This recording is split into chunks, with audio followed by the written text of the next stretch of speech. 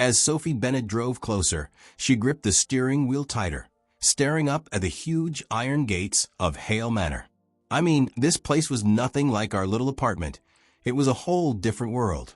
When I heard about the job, it felt like a real miracle. Personal assistant to Nathan Hale, the guy who started Hale Technologies. Nobody ever sees him, you know? The money was enough to give Sophie and Lily the stability she had always wanted. But there was also something else. Sophie and Lily could live at Hale Manor, a fresh start in a place that promised a safe, comfortable life. Remember, structure and discretion. Always, Sophie said to herself, echoing Mrs. Mabel, Hale Manor's tough housekeeper.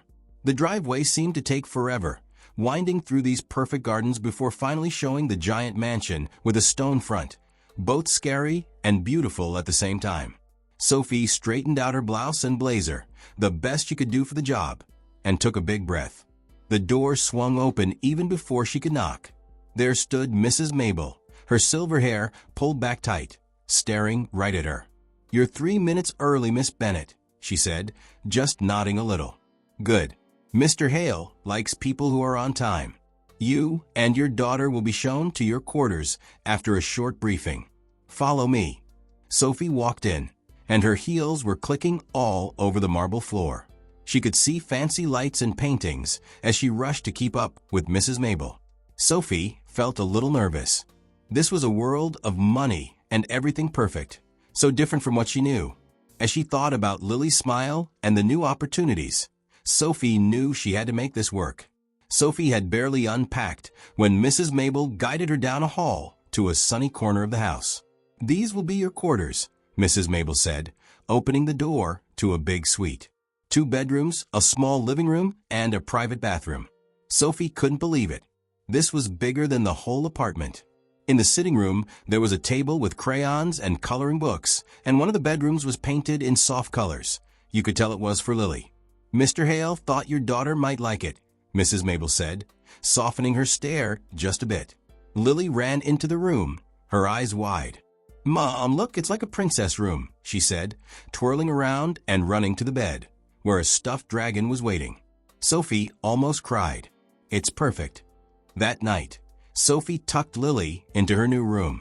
"Do you like it here, sweetheart?" she asked softly. Lily just nodded, holding the dragon. "It's the best place ever. Can we stay here forever, Mom?" Sophie kissed her forehead. "As long as we can, my love." And for the first time in a long time, Sophie felt a sense of stability. Sophie adjusted quickly, or at least Sophie did her best to adjust, or at least she tried. Hale Manor felt like a place with rules nobody talked about, a world way different from her simple life. Every morning, that antique clock chimed right at 7 a.m. like clockwork. Sophie would get the schedules ready, handle Nathan's mail, and keep an eye on the small staff taking care of the place. Mrs. Mabel was always watching, pointing out stuff that could be improved, but she wasn't mean about it. "Discretion, Miss Bennett," she'd remind Sophie whenever she got too curious about Nathan's private life or that off-limits West Wing. But for Lily, the manor was like a dream come true. The gardens became her magical forest, and that huge library was filled with treasure in the form of books. One afternoon, Sophie found Lily sitting on the carpet, reading a big book about castles. "This is where knights and dragons lived, Mom," Lily said, eyes all lit up. Sophie smiled, even though she was tired. "Dragons, huh? Just don't let 'em bother Mr. Hale. Remember his work hours." But it seemed like Nathan didn't mind.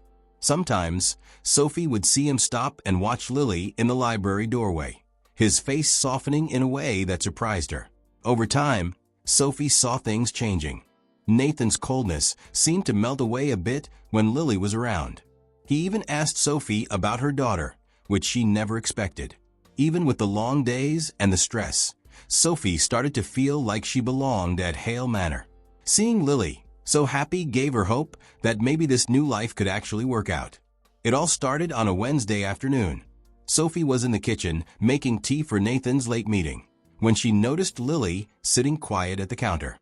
Her daughter's usual energy was gone, and she was twisting her shirt, looking worried. "What's wrong, sweetheart?" Sophie asked, putting the tea aside. Lily hesitated and then said quietly, "There was a man at school today. He said he was my dad." Sophie's heart dropped. "What else did he say?" "That he's coming to take me home." Lily's eyes filled with tears. "I don't want to go, Mom. I like it here." Sophie's hands were shaking as she hugged her daughter tight. James. She hadn't heard from him in over 5 years, not since he'd walked out with some bull *****T promise to get his life together. Later that night, when Sophie was tucking Lily in, there was a knock at the door. It was Nathan, and she couldn't read his expression. "Mrs. Mabel told me about the man at Lily's school," he said. "Do you need help?" Sophie hesitated, trying to decide between pride and what made sense. He's her father. I don't know what rights he has or what he wants, but I can't let him screw up Lily's life. Nathan's face softened. "You're not alone in this. We'll handle it together." The next morning, James showed up at Hale Manor unannounced. He looked older, but he still had that cocky grin that. James was still the same OL prick. "Nice place, Sophie. Looks like you're doing all right for yourself." Sophie's voice was ice cold. "Why are you here, James?" he replied with a defiant tone. "I want to see my daughter." Sophie shot back. "She's not your daughter when it's convenient for you. You left us, remember?" James stepped closer, his voice dropping low. "You can't keep her for me. I'll get the courts involved if I have to." That's when Nathan walked in, like he owned the place. "Mr. Carter, I suggest you leave before this becomes a legal matter." James just smirked. "And who are you?" "The knight in shining armor." Nathan replied coolly, "I'm the man who won't let you hurt them."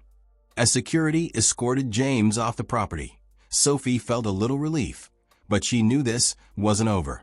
James wasn't the type to give up easy, and the threat of a custody battle was looming over her like a dark cloud. That night, Sophie was lying awake, listening to Lily sleep, and she knew she'd do whatever it took to protect her daughter, even if it meant facing the bulls ****T of her past. The tension at Hale Manor was thick enough to cut with a knife. James's sudden appearance was all Sophie could think about, and Nathan seemed to notice. He didn't push her to talk, but just being there felt like a support. One night, after Lily was in bed, Nathan found Sophie in the library, staring at a bunch of books, but totally lost in thought. "You've been working late," he said softly, breaking the silence. Sophie gave a weak smile. "Couldn't sleep, too much on my mind." Nathan hesitated for a second before sitting down across from her. "Sometimes distractions help. What does Lily love most about this place?" Sophie's face softened. "The gardens for sure. She says it's like stepping into a fairy tale." Nathan chuckled a little. "She's not wrong. My son used to say the same thing about the West Wing." The mention of his son surprised Sophie. She'd always stayed away from asking about the West Wing, respecting the rules, but now she had to know. "You never talk about him." Nathan looked distant, tracing the edge of the table. "His name was Ethan. He was 7, just like Lily. He and my wife, they died in a car accident. She was driving him to a piano recital." Silence filled the room, filled with understanding. Sophie reached out and put her hand over his. "You're not alone anymore." Nathan looked up, his eyes meeting hers. "Neither are you." They sat there for a minute, the weight of his loss and her troubles coming together, creating a connection. For the first time, Sophie felt like Nathan's walls might be coming down. That quiet was broken by a knock at the door. Mrs. Mabel came in, looking serious. "Miss Bennet, there's a letter for you. It's from Mr. Carter's lawyer." In that moment, something changed. The barriers they'd been putting up started to crumble, replaced by a connection they couldn't deny. But that moment was FLE-. Sophie felt her stomach drop when she grabbed the envelope, and her hands were shaking. Nathan's voice helped steady her. "Whatever it is, we'll handle it together." That letter from James's lawyer was just the beginning. It said he was planning to get joint custody of Lily, saying he turned his life around and that he had a right to be her dad. Sophie spent days stressed as hell, but Nathan's calm strength kept her from losing it completely. "He's full of it," Nathan told her one night. "His record, the years he was gone, it's all against him. We'll fight this." But Sophie knew James too well. When she got home one night and found Lily all upset, clutching her dragon toy, Sophie's worst fears came true.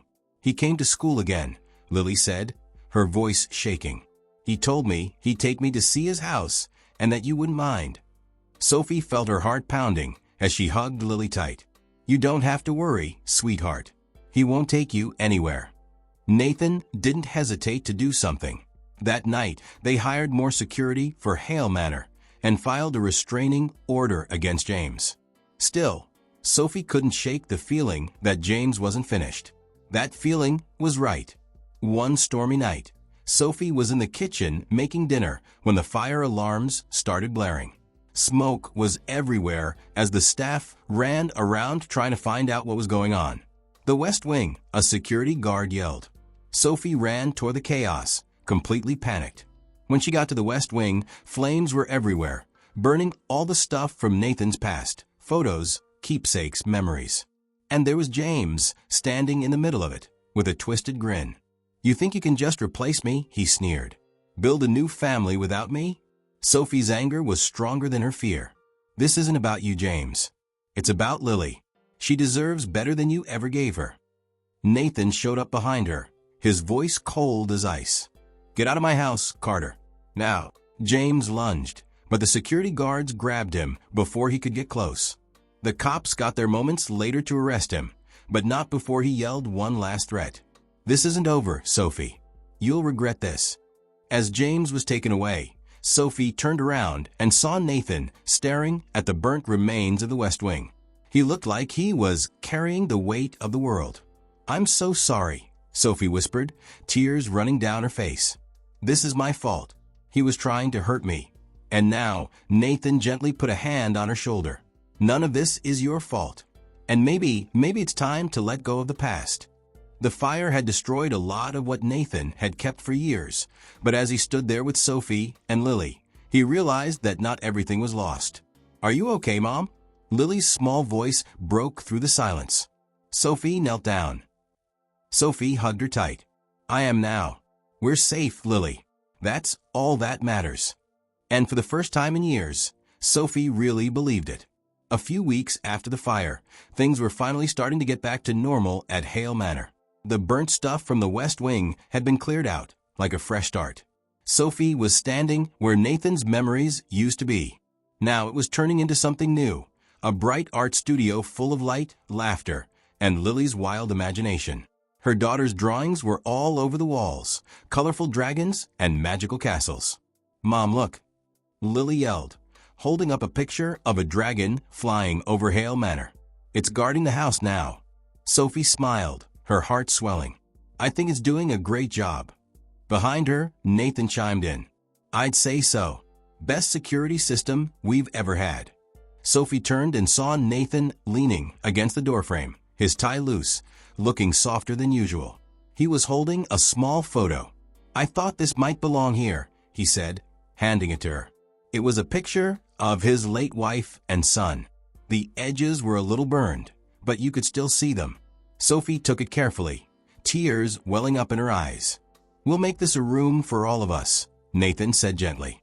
"Not just the past, but the present and the future." Sophie put the photo on a new shelf, right next to one of Lily's crayon drawings. "Perfect," she whispered. The next month, the house was buzzing with activity. Guests were coming soon, not for a business meeting or anything like that, but for a wedding. Sophie was in her room, adjusting the simple white dress Rosa insisted she wear when Lily burst in, holding a small pillow with a dragon on it. "Mom, I'm ready." "The dragons are too." Lily beamed, full of happiness. Sophie laughed and pulled her daughter close. "You're going to be the best ring bearer ever."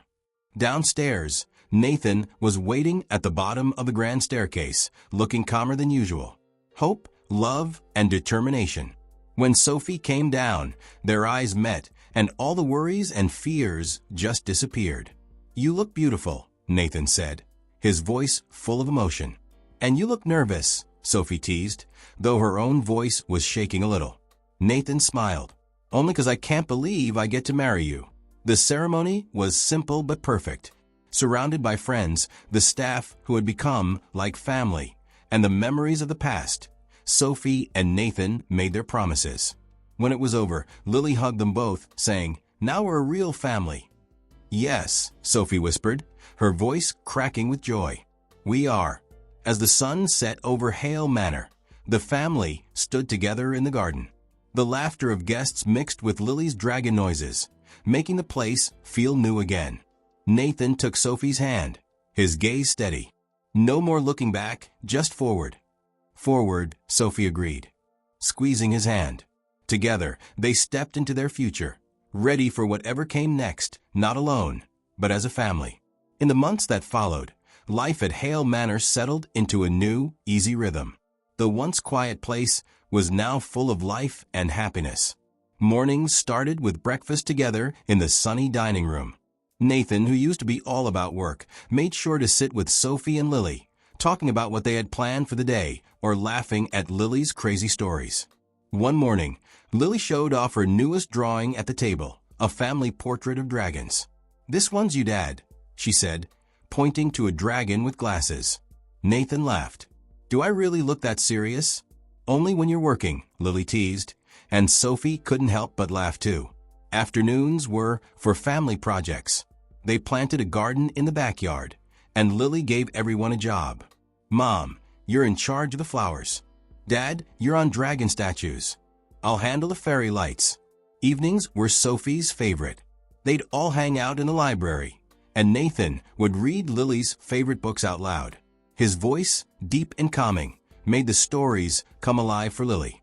One rainy Saturday, Sophie found Nathan and Lily in the art studio, painting together.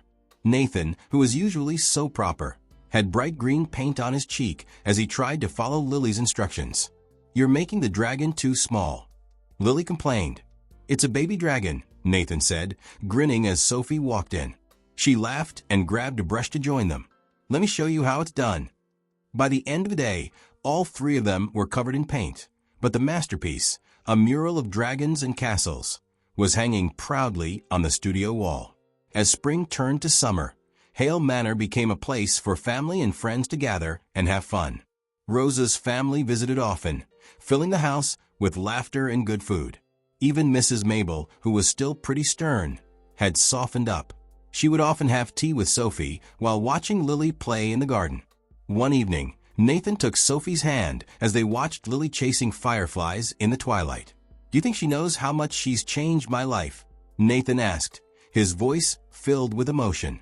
"She's an amazing kid," Sophie said, resting her head on his shoulder. "And you're an amazing man." He turned to her, his eyes full of love. "None of this would have been possible without you, Sophie. You gave me a second chance at family." "And you gave us a home," Sophie replied, her heart full. As Lily ran toward them, her laughter filling the air, Sophie and Nathan hugged her close. A family brought together not by blood, but by love and choice. Sophie felt the weight of the past finally lift, replaced by the warmth of the present. For the first time, she believed that happiness could last, that love and laughter could be a part of her life forever. Together, they faced the future, knowing they'd found